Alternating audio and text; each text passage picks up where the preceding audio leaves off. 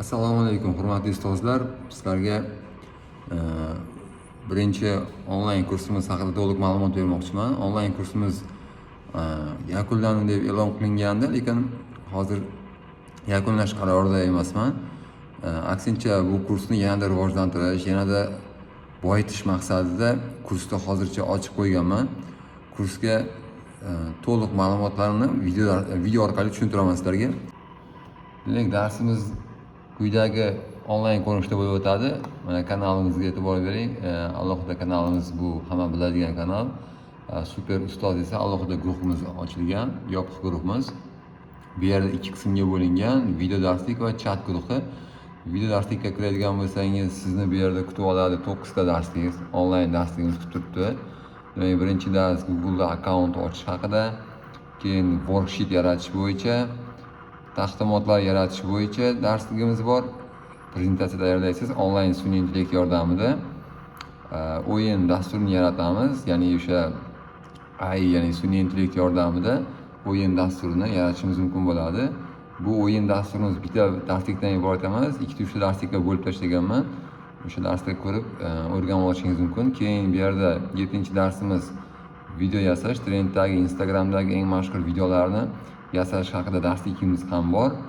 Keyin 8-darsda o'yin dasturi yaratish ideyalar, ya'ni qanday mavzularda nimalarni o'rganish kerak, qayerdan izlash kerak, mavzular to'liq tushuntirganman. 9-darsimiz esa reklama roliklarini tayyorlash bo'yicha alohida darsligimiz ham bor. Hozircha 9 darsdan iborat, lekin bu 9 darsimiz bilan to'xtab qolganimiz yo'q. Yanada bu darsimizni rivojlantirish, yangiliklarni kiritish maqsad qilganman men. Shuning uchun bu guruhimizga qo'shilib olishingizni xohlardim. Bu yerda chat guruhiga e'tibor bersangiz, chat guruhida ustozlarimiz, guruhga qo'shilgan ustozlarimiz bilan fikr almashib, yangiliklar, kim nima, qayerda qiynalyapti, qaysi mavzuda, qaysi videoni qilolmayapti, rasmni qilolmayapti, bular bo'yicha to'liq tushuntirganman men. Savol-javob ko'rinishda o'tadi bu chatda. Bundan tashqari siz boya aytib o'tgandek worksheet va o'yinlar yaratishdan tashqari onlayn test yaratish o'rganishingiz mumkin. Sun'iy intellekt yordamida yoki rasmda yozishni ham o'rganishingiz mumkin. Endi e'tibor bering, men namunalar ko'rsataman sizga hozir. Va birinchi o'rinda o'yin yaratganman. O'sha o'yin Super bolajon kanalida ham mavjud. O'yinni qanday holatda ekanini ko'rsataman sizlarga hozir. Demak, o'yinga kirganda mana shu shakl oyna ochiladi. Bu yerda o'rta, oson va qiyin 3 daraja bor. Darajalardan biri tanlanadi. Bu yerda o'quvchi o'ziga mos rasmni yoki o'sha nima desa bo'ladi, emblemani tanlab olib ishtirok etsa bo'ldi. Demak, sarguzashtlarni boshlashni bosamiz, o'yin boshlandi. Bu asosan o'sha maktabga tayyorlov bo'lgan o'quvchilarimiz uchun mo'ljallangan.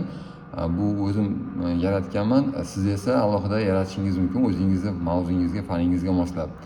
Yuqorida e'tibor bering, bu yerda sekund ketadi, ya'ni 10 sekund vaqt beriladi. 10 sekund ichida javob topishimiz kerak bo'ladi. To'g'ri, 1 kara 2 va to'g'ri javob bo'lsa ketaveradi. Bu yerda darajani berib ketaveradi. Birinchi daraja.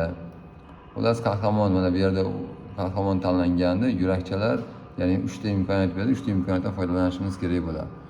Endi keyin worksheetlarga e'tibor beramiz. Issiq sovuq ko'rinishdagi bitta matematika, birinchi sinf matematika predmetlarining xossalari mavzusi bo'yicha qilganman. Bu yerda o'quvchi ism, familiyasini, sanani kiritadi, sinfni kiritadi va mavzu bo'yicha savollar, topshiriqlarni bajarib ketaveradi. Quyidagi topshiriqlar mavjud. E'tibor bering, mana rasmlarni ko'rib tavsif yoz.